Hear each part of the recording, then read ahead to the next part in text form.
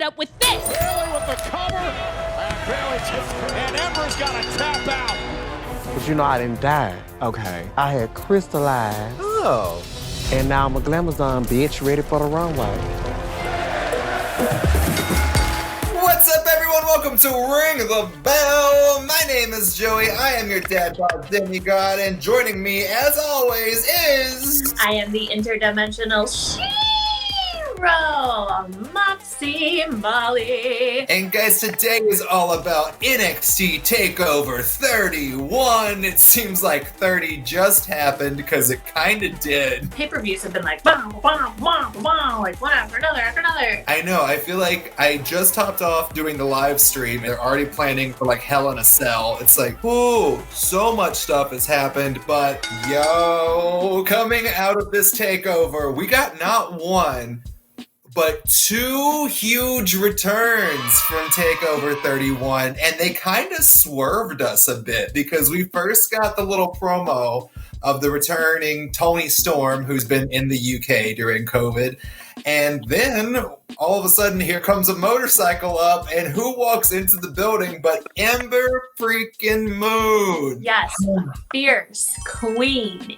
Yes, Mad Max. I like her whole Mad Max vibe. I'm like feeling it, and I feel like other wrestlers have tried to kind of give you vibes like that, but like her, yes, queen. Oof. See, I'm really excited to see Ember back in the title picture. Like, well, just back in the ring, because we didn't know if she was going to make it through her injury. I'm very excited to see her on NXT, although I'm a little upset that she didn't go to Raw to feud with Asuka, kind of revive that division, but I'm happy to see her back on NXT. What do you think? Now that NXT isn't being used as developmental anymore, I actually think like she was used best in NXT, and I'm just hoping to get more of the revival of that going on, and so I'm really excited to see her there. In fact, I'm excited to see her on any brand, so if they can bring back Wildcard and put her everywhere, that's fine by me too, because Ember Moon's so good. Not that I don't want her back in NXT to see all of these fresh matches, because we get the opportunity now to see Ember versus Rhea Ripley, Shotzi Blackheart, of course Io Shirai,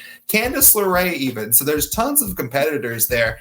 But there's also literally nobody on Raw and SmackDown right now that they've built up to be a credible contender to anything. So I think putting her back into NXT, where there's already a stacked division where people are literally waiting in line for title shots, is maybe not the best move, but I'm excited for it. I agree. The last thing I would hate to see is her return and then be wasted, which unfortunately happens quite a bit. But she's not the only return, though. We also did get Toni Storm, which they swerved me on that, because I literally had the emotion of, oh, okay, it's Toni Storm. She's back. That's awesome. And then here comes Ember. So I feel like people are not taking much notice on Toni right now. I think it's difficult to get excited for her because we all know like a worldwide pandemic is happening and we know she's in the UK. So I think WWE knows, just like we may not know when she's coming back. They're just trying to keep her in our minds and in like relevant. You know what I mean? Although you don't think that she's coming back? Because she pretty much like said, I'm coming for the NXT championship. These returns immediately bring up the discussion via who was interacting of a triple threat between Toni, Ember Moon, and Io Shirai. And oh my God. It's two people I'm really excited to see come back. So let's jump into the actual running order of the show and kind of discuss all the women's action that went down. Because, of course, we had the championship match, but early on in the night, they gave us a promo and let us know that Halloween Havoc is coming back, and it's going to be hosted by none other than Shotzi Blackheart. I dig it. The idea of Shotzi hosting a TakeOver Halloween Havoc and kind of being like it's Elvira or it's Crypt Keeper kind of deal. This seems like it's going to be fun. Yeah, I think it's definitely a creative way to use her and let people continue to buy into her gimmick, because parts of her gimmick aren't really her gimmick. It's like an extension of her, and she's totally into like cult culture, horror flicks and what have you. So I think this is a really good way to keep like getting people invested in her. I really hope that she shows up to this dressed as the one female gremlin with the big green hair. That's all I want. I'm very excited for it. I'm ready to see what the matches are going to be, and maybe Shotzi's going to inject herself into it. Once we find out what the matches are, I'm sure we'll be able to better guess. Maybe she can just face Ruby Riott, who returns to NXT, and a loser changes their hair color match. Yeah, I know. I was so confused by that. Let's jump into the actual match that we got, because it was the Women's Championship being decided as the Genius of the Sky, Io Shirai, defended her championship against Candice LeRae, the now poisoned Pixie. And, you know, with this match comes the extension of the Gargano family. So let's talk a little bit about how this match came to happen, because it was a really, really quick build to make this thing happen. I think you pointed out that they literally only had like 2 weeks to create a storyline. So yeah, and it kind of was interesting because before Candice won the Battle Royal to become the actual #1 contender, she was headed into a feud with Tegan Nox because the Gargano family was feuding with her. It was the whole "she used to be my best friend's" angle that happens all the time in the women's divisions of WWE. But before the Battle Royal, Candice LeRae had attacked Tegan Nox and broke her knee again to get retribution for her breaking her television, if that's not the most petty thing you've ever heard in your life.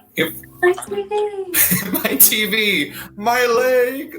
Career ending versus entertainment ending. We did give Candice this takeover spot, which Candice rightfully did deserve, because I feel like Candice, as much as she's kind of been a little bland before her heel turn in NXT, has been one of the more consistent workers in the division that really needed that highlight from becoming not becoming a member of the Gargano family. Well, I guess so. That's what marriage is, isn't it? No, I'm totally feeling her. That was what all my brow action was about. Like, she went from powder to Lowry's. She is the spice.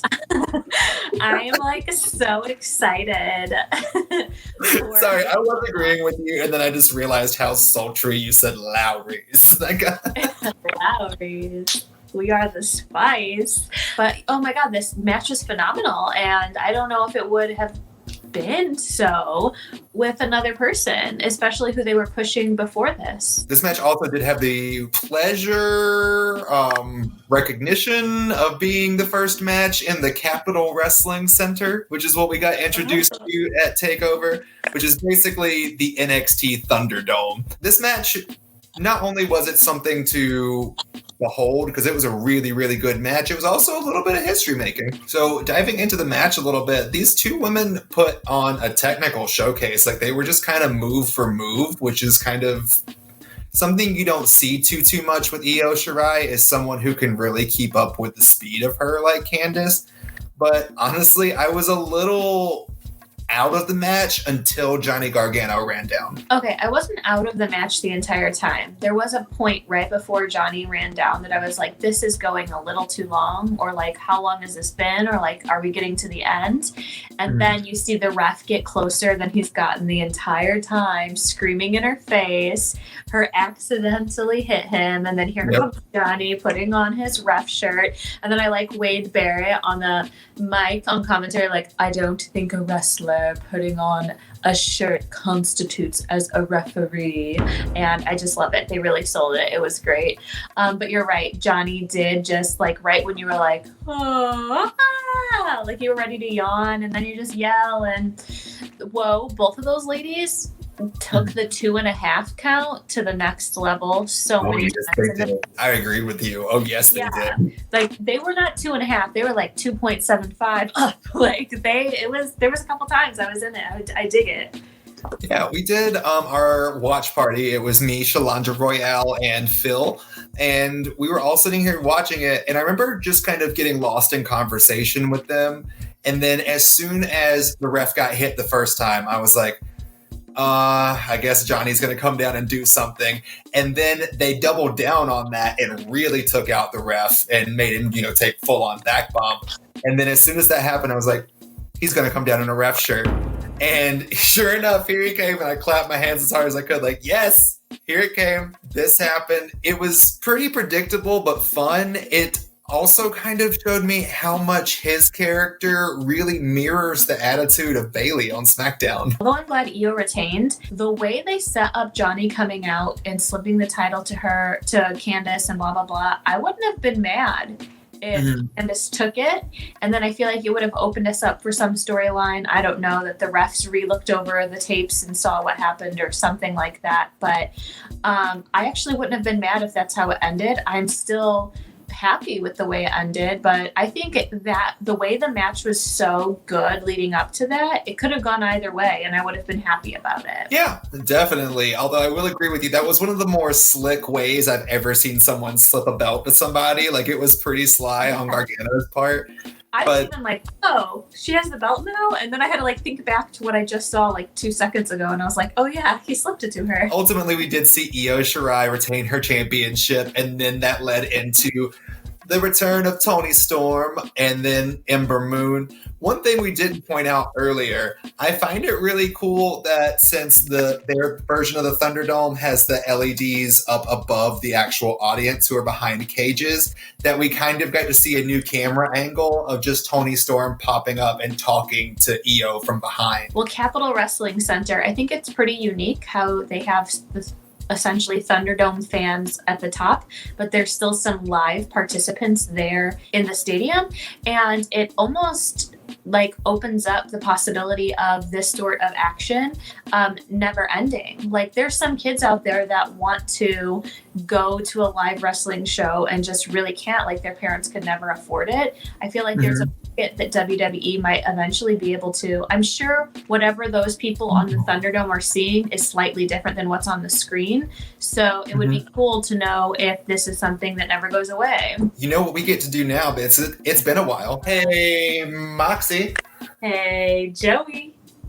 What is your boom blast moment of the show? I would have to say Io did a baller ass drop kick. Baller ass drop kick off the top rope, which I'm sure she's done before, but what got me is when they re-showed it, like when they do like a instant replay, they re-showed it and like her face and everything while she was doing it. It was just amazing. Well, I'm just gonna be very basic with my boom blast moment. It was Ember Moon returning. I screamed. I'm excited to see if she's gonna remain the war goddess or if she's gonna change it up. We're left to see what happens on NXT TV each week. NXT TakeOver 31, yay or nay? I give it a almost yay. Like, not 100% yay, like a 92.7 yay. 92 point, that's still an A.